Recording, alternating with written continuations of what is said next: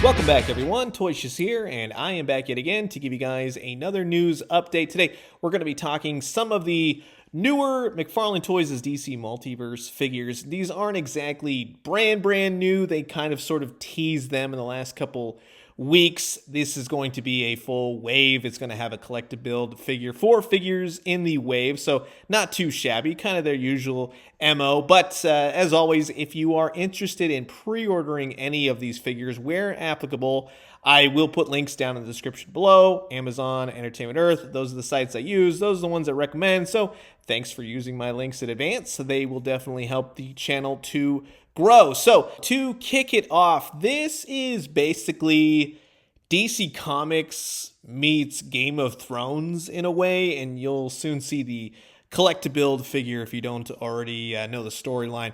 I did read the storyline recently when they unveiled the Endless Winter Aquaman. Aquaman will be a separate release from the collect-to-build figure. He'll be his own thing. He actually kind of looks like his own thing anyways. You know, I wouldn't mind a hook hand variant, I'll tell you that. I like the longer-haired look for Aquaman, but he's really... give him a shorter hair kind of thing. He is almost a classic looking Aquaman, although he is looking off to the side. That's going to be a thing for a while, isn't it? But yeah, Aquaman definitely looks good. But technically, yes, he is part of the Endless Winter wave, but he is not in the collect-to-build sort of dealy. But this Wonder Woman kicks it off with the first figure for the collect-to-build wave. This one, yes, she's straight from the Endless Winter. She's got her whole, we'll say, for lack of a bear skin cape thing going on. She's largely reds, blues, yellows.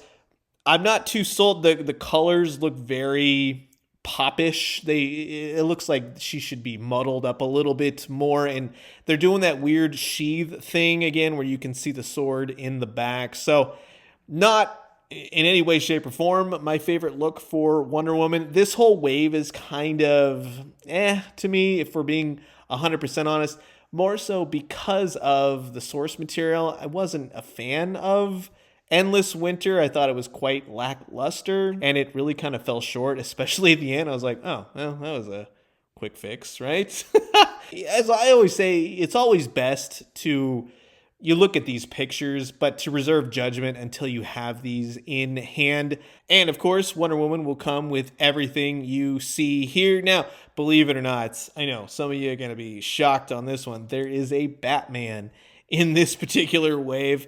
This is his look for Endless Winter. He must have some sort of costume designer something at this point. I mean, he looks very sleek, very stylish. He's got Batman symbols everywhere. It's an odd choice. Batman symbol up top, right? Batman symbol on his stomach, whatever. And then the warm winter cape coat, whatever you want to say. But, you know, that's the fun of comics. He looks nicely done, nicely painted. He does look like his source material counterpart from the comic books. He looks to come with, I want to say that was like a bomb sort of thing, or snow for the Batarang, although it looks entirely too big, right? Unless it was something else, I'm not picking up on it. But yeah, it's a very costume looking thing. It's like he pulled this out of his bat armory. I got to get warm winter clothes. Maybe if they make a Mr. Freeze, you know, that would go really well. But this is everything that Batman will come with. And then moving on to basically, in so many ways, it's a repack / repaint. This is John Stewart, again, from Endless Winter. Some of the differences from the last one, and for whatever reason, he still does not have the clenched, punchy hand to do the Green Lantern oath. But I do actually like the constructs that he comes with. I'm not going to lie about that. He's got 2 of them, in fact, so that's kind of cool. But largely, if you didn't get John Stewart the first time, you know, with the Gatling gun and everything else, this is basically the same figure, just a couple paint differences here and there. So he comes with a couple collect-to-build parts, the cape and the head, and yes, this is largely everything that John Stewart shall come with. And then the 4th and final figure of the wave is Black Adam. Now, this is not necessarily... see, this is where DC Comics and its modern continuity comes into play for me, where I go, yes, it's Black Adam. You're kind of telling me that's Black Adam, but I would say the head sculpt is a little bit off, and it's not exactly the look that I think of for Black Adam. Maybe they're trying to incorporate a little bit more of the Rock in there. He does come with some effect pieces. That's always nice to see. I would say everything minus the head sculpt looks great to me. I would say, yeah, that's okay. That's Black Adam. I mean, he's missing the cape and everything else, but that's more like old school type Black Adam. And glad that he comes with powers and effects and such. And I think a lot of people who are looking for a Black Adam figure, if you're more inclined to more modern day continuity, right? And yeah, this is everything that he will come with. So you get all 4 figures if you choose to, and you're going to be building the Frost King. Now, again, this is where I think of Game of Thrones and winter's coming and all that kind of jazz. So again, they did show off the Frost King, and going from, in all honesty, going from the artwork to the figure, I would say he's very much lackluster. He's missing that pizzazz. Again, it's, of course, 2D. It's colorful comic books to a 3D action figure.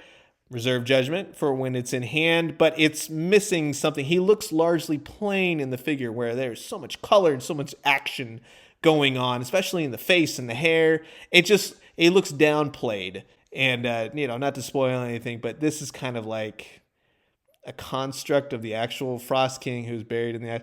It's a whole weird thing. But, yeah, he should be a giant monster, to be quite honest with you. But in all honesty, while this is not a wave that I'm hugely jazzed for, I'm curious to see how it will go.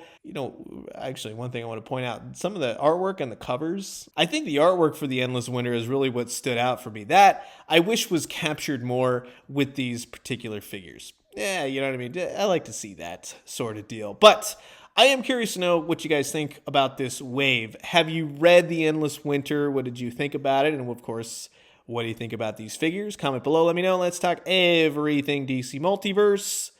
And I'm going to leave you guys with that. As always, drink some great coffee, eat some great food, but most importantly, remember, definitely read Endless Winter. Really tell me what you think after you read it. Maybe you did like it. I don't know. And when you do, let me know what you found. I'll talk to you guys soon. Adios.